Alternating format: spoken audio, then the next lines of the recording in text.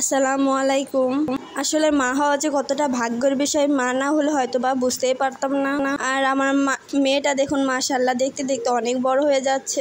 সকালে যখন আমি ঘুমের থেকে উঠি তখন আমার মেয়ে উঠে বসে থাকে। আমার মেয়েটার জন্য সবাই দোয়া করবেন যেন সে সুস্থ থাকে, ভালো থাকে। আর সকালে আমি রুটি বানিয়েছিলাম, আর আমি সকালে ঘুম থেকে উঠে পড়ি তখন আমার মেয়ে উঠে পড়ে, কিন্তু আজকে একটু দেরি করে উঠছে। আমি ওঠার অনেকক্ষণ পরে ঘুমে থেকে উঠেছিল। আর এখানে আমি যেহেতু রুটি বানাবো, দেখুন আমি রুটির কাই করে নিয়েছিলাম আগের থেকে। এখন রুটিগুলো বানিয়ে ভেজে রেখে দেব। আর এখানে ডিম নিয়েছি, 2টা ডিম ভাজবো। আসলে আপনাদের ভাইয়া সকালে রুটিটাই বেশি পছন্দ করে, যেহেতু আমি এখানে ভিডিও করবো স্ট্যান্ডার্ড সেট করে নিচ্ছিলাম। আর এখন আমি রুটিগুলো ভেজে নেব।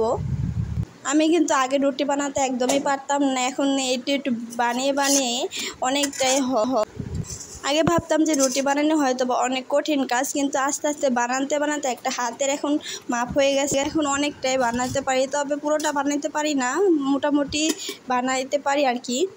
তবে আজকের রুটিগুলো কিন্তু অনেক সুন্দর ফুলেছিল, অনেক মজা হয়েছিল। আর এখন আমি এখানে 2টা ডিম নিয়েছি। ডিমগুলো এখন লবণ আর হলুদের গুঁড়া দিয়ে একটু নরম করে নেব, পেঁয়াজ কাঁচামরিচ, তারপর এটা আমি এখন ভেজে নেব। দেখুন আমি ডিমগুলো দিয়ে দিচ্ছি, আর কড়াইতে দিয়ে দেবো এখন তেলটা দিয়ে আমি ডিমগুলোকে সুন্দর করে ভেজে নেব। রান্না হয়ে গেলে আপনাদের ভাইয়া ঘুম থেকে উঠে খাবার খেয়ে ডিউটিতে চলে যায়, যার জন্য আমাকে সকাল 5:30টায় উঠে রান্না করতে হয়।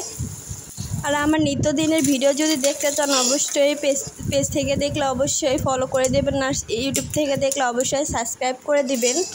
নিত্যদিনের যে ভিডিওটা দেয় সেটা আপনাদের কাছে নোটিফিকেশন চলে যাবে। আর আমার ভিডিও যদি ভালো লাগে অবশ্যই লাইক কমেন্ট শেয়ার করবেন। আর পুরো ভিডিওটা দেখার জন্য সবাইকে ধন্যবাদ।